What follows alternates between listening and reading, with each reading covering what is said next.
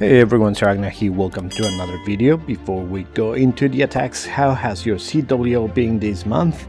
At Resistance, we're currently second place behind Vatang, having 4 wins, and at one half we had a loss on our second wall. We had quite a few 1-stars on that one and couldn't really recover, but overall it has been a good week in one half, and we are also second place, and we will face the first place team in week 6.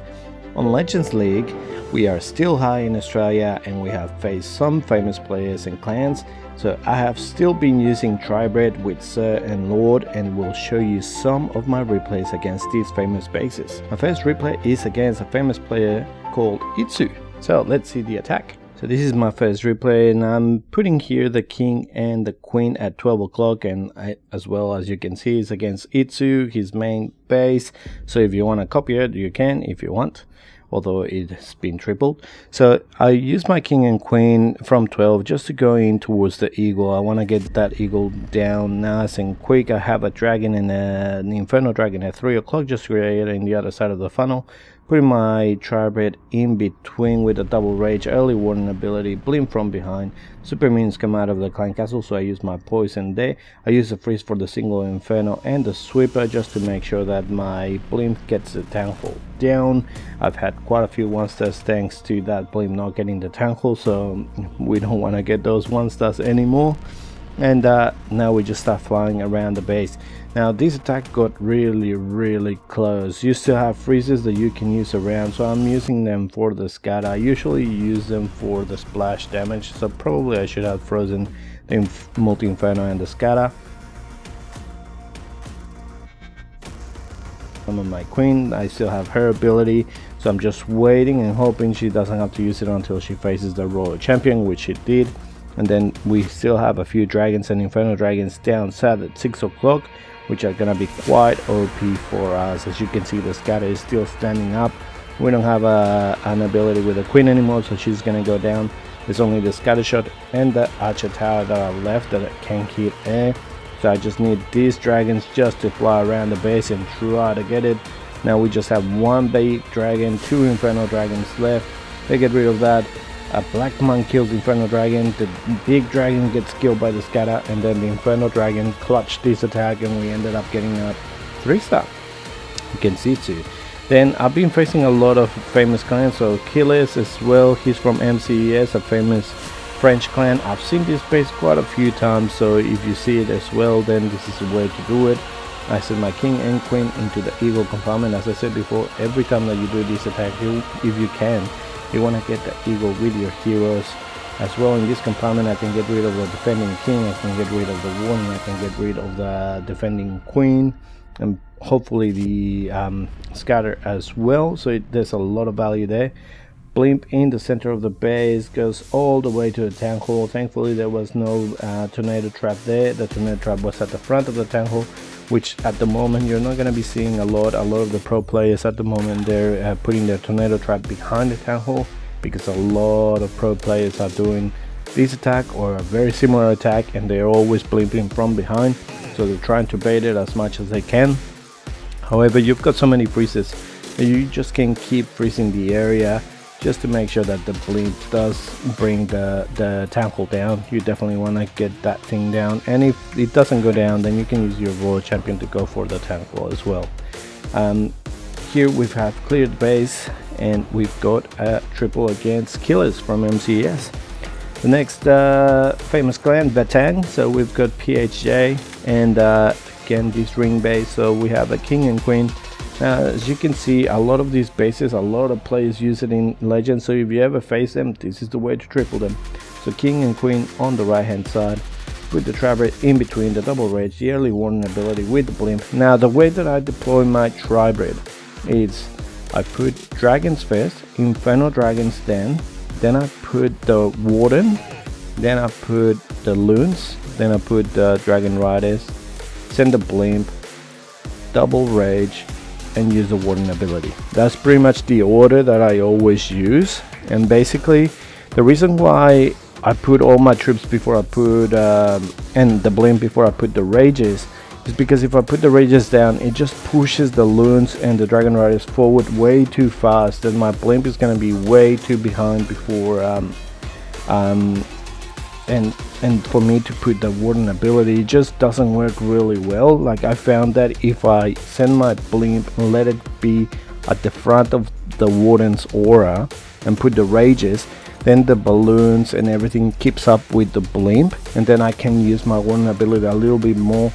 inside the base. So that's why I'm doing it that way. So again, as I said, dragons first, inferno dragons then warden, balloons, dragon riders, blimp, double rage, warden ability. That's what I do almost every single time. Over here we've got the king and queen from the south, and we're going against Scarface of Under the Dome. So again, the same deployment, put the blimp, put the double rage, use the warden ability.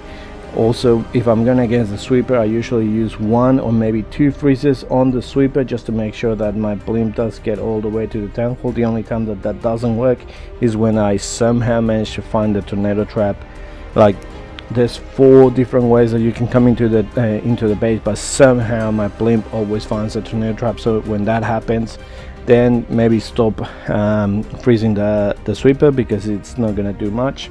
And then maybe you can wait till the tornado trap finishes turning around before you start freezing the sweeper again, just to end the town hall probably.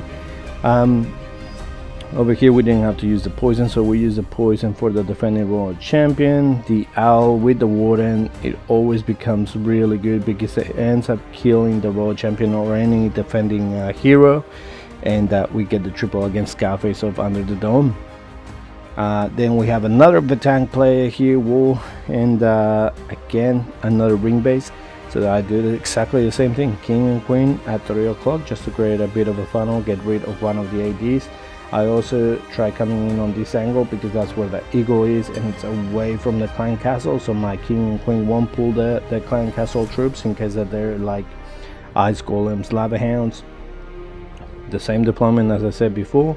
Send my blimp, use the freeze for the sweeper, put the rage for my blimp, town hall goes down, and then I just see where the rest of my troops are to deploy the next rage. Over here I used it so that they go towards that multi-inferno, and I've got a few more troops going to the other multi-inferno in the scatter shot. So I'm just letting them fly around. As you can see, they split up, but once you get rid of the core, it really doesn't matter where they go.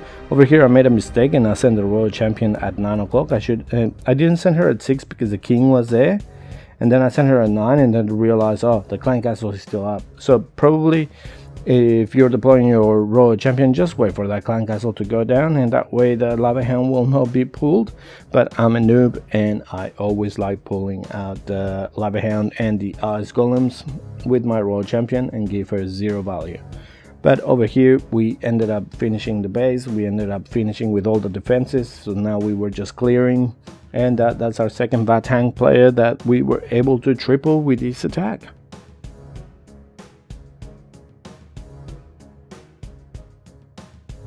Now we've got Amen from Scorpion Monkeys, and at Resistance at the moment we're going against Scorpion Monkeys as well in the CWL, so it was funny to see him there. But the same thing, I use my king and queen to go in for the eagle, put the Tribrid just to the side to go in for the town hall. I always also look at the path of my blimp, what's going to be there. So on this occasion there's an AD, the royal champion, the scattershot. Everything is going to be dealt with my Tribrid, and then on the backside is a single inferno and the builder hut, so I wasn't too worried about that.